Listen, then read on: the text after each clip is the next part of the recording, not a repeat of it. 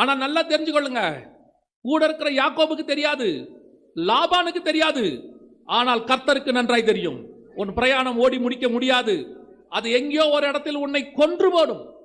ஒரே இடத்துல சாகடிக்கும். ஏதாவது ஒரு இடத்துல சவுல் என்னத்தான் எல்லாருக்கும் முன்னாடி தன்னை நல்லவனா காட்டினாலும், ஜனங்களுக்கு முன்னாடி என்னத்தான் தன்னுடைய பேர் கெட்டு போகாமல் இருக்கணும்னு நினைச்சாலும், ஒரு நாள் வந்தது அவன் நாண்டு கொண்டு செத்தான்.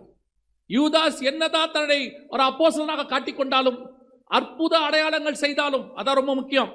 எல்லா அப்போஸ்தலர்களும் போய் என்ன செஞ்சாங்களாம்? ரெண்டு பேரா போய் அற்புத அடையாளங்களை செஞ்சாங்களாம். அப்பவே இவனு என்ன பண்ணிருக்கிறான்?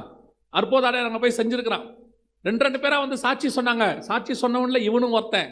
யாருக்காவது சந்தேகம் வந்திருக்குமா? யோசித்து பாருங்க. முந்தின நாள் நைட்டு 12 பேர் சுத்தி உட்காந்துருக்கிறாங்க. எல்லாரும் கேட்கறாங்க, நீங்க உங்களில் ஒருவர் என்னை காட்டி கொடுப்பான்னு. எல்லாரும் கேட்கறாங்க, நானா ரபி, நானா ரபின்னு. இவனை என்ன பண்ணானாமா? யோசித்து பாருங்க. கூட இருக்கிற 11 பேருக்கு சந்தேகமே வரல பாருங்க. ஒரு இன்ச்சு கூட சந்தேகம் வரல பாருங்க. அப்ப இவன் எப்பேற்பட்ட திருடனா இருப்பான் பாருங்க. ஏதோ பைபிள் அவனை பத்தி வெறும் திருடன் தான் இருக்குது. 11 பேரோட இருந்திருக்கிறாங்க. இப்போ எலிசா விட்டு கேயாசி போய் நாகமான்ட்ட என்ன வாங்குறாரு? 2 கேயாசி போய் நாகமான்ட்ட வந்து பணம் வாங்கிட்டு, மூட்டை வாங்கிட்டு, கழுது மேலே வச்சு கொண்டு வந்து வீட்டில் கொண்டு வந்து வச்சுட்டாரு.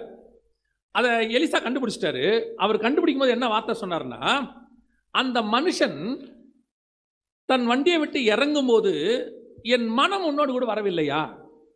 நான் அங்கேயே கண்டுபிடிச்சிட்டேன்ட்டாரு. இப்போ யோசிச்சு பாருங்க. ஒரு நாளில் போய் யூதாஸ் பேசியிருக்க மாட்டான், ஆசாரியர்கள்ட்ட காட்டி கொடுக்குறேன்னு. ஒரே நாளில் போயிட்டு நான் ஏசோ காட்டி கொடுக்குறேன், காசு கொடுங்கன்னு கேட்டிருக்க மாட்டான். இது கண்டிப்பாக டிரான்சாக்ஷன் 2-3 நாள் நடந்திருக்கணும். போய் பேச்சுவார்த்தை நடந்திருக்கணும், எல்லாம் நடந்திருக்கணும்.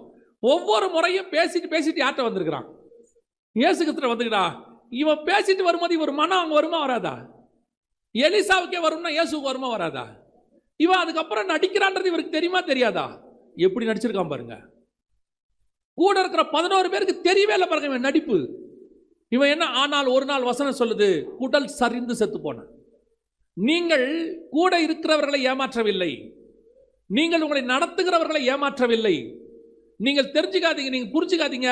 இயேசுநாதருக்கே தெரியல, லாபானுக்கே தெரியல. சிலர்லாம் இயேசுநாதருக்கே தெரியாத மாதிரி பாவம் செய்வாங்க.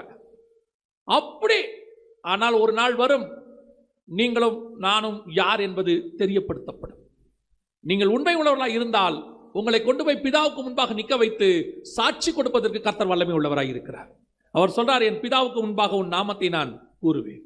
அதே நேரத்தில் நாம் எப்படிப்பட்டவர்களாக இருந்தால், ராகேலை போல இருந்தால், ஜீவ புஸ்தகத்தில் பேரை கிறுக்கி போடவும் கர்த்தர் வல்லமை உள்ளவராக இருக்கிறார்.